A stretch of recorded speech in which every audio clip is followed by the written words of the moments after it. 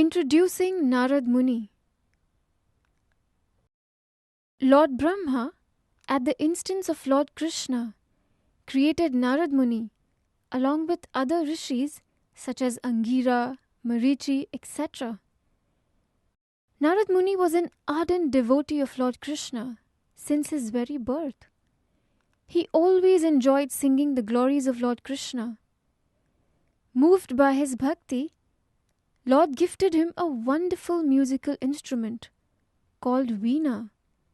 Narad Muni traversed all over the world, happily singing the glories of Lord Krishna to the fascinating tune of Veena. With the aim of populating the universe with more living beings, Lord Brahma asked his son Narad Muni to refrain from roaming with Veena and instead settle down by getting married and establish a lineage. But Narad Muni declined to accept his advice on the plea that family bondage is the cause of sorrow, and he preferred singing the glories of Lord to getting attached to any worldly affair. Narad Muni's denial infuriated Lord Brahma, and he cursed him to lead the life of a Gandharva, celestial singer, for one kalpa. One kalpa is Lord Brahma's one day and is equal to 432 million solar years. Narad Muni was then born to the Gandharva class of demigods and became known as Upabarhana. He was a cherubic musician and hence capable of alluring beautiful women. As his fame circulated far and wide, he became high-minded. Once, all the Gandharvas were participating in a musical fest, and in the fest, while all were singing and dancing as per agreeable rhythm, Upabarhana missed a particular rag or beat as he got distracted by the charm of a woman around him. The demigods, displeased at his unbecoming behavior, cursed him to be born as a low-class Shudra. Thus, Narad Muni was born to a maidservant in his next birth on earth. Though Narad Muni was born to a maidservant, his last two births were in his memory because of Lord Krishna's mercy. When a few sages arrived to stay at his home during Chaturmasya, he served them with utmost care and gave up playing, even though he was only 4 years old. The sages taught him about Bhakti Marg, and he got the opportunity to take the leftover foodstuffs of the sages as prasadam. This made him spiritually elevated, and all his past misdeeds got dissolved. As a result, he got back his life as the son of Lord Brahma and started treading on the path of bhakti by once again playing Veena and singing the glories of Lord Krishna. Narad Muni was ever enthusiastic to guide people on the path of spirituality and consequently became the spiritual master to many. Bhakta Prahlad was one of them. Prahlad's father Hiranyakashipu was a tyrannical demon ruler.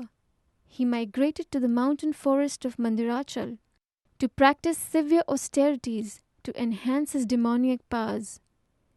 Taking advantage of his absence, the demigods attacked his kingdom.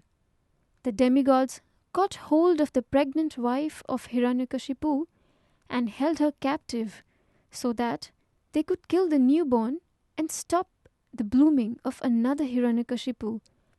However, Narad Muni came to the rescue of the child, and he urged the demigods to free Prahlad's mother, as her forthcoming issue was destined to be a great devotee of the Supreme Lord.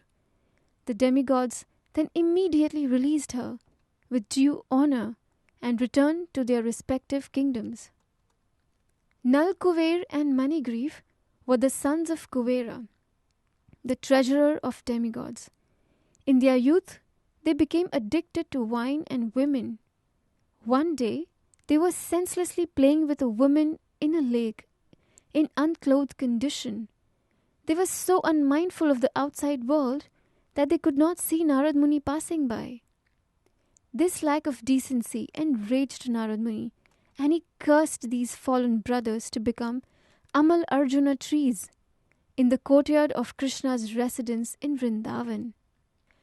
As trees, they remained naked and exposed to heat, cold, rain, etc. for 100 years, and they were relieved from their distress by little Krishna. Narad Muni also preached the philosophy of Krishna consciousness to Mrigari. Mrigari was a very cruel hunter who half killed animals and made them suffer.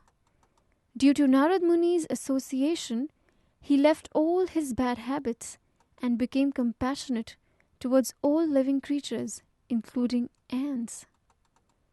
The great Narad Muni was amazed to see Dhruva, the son of Uttanpad, yearning for God at a very tender age.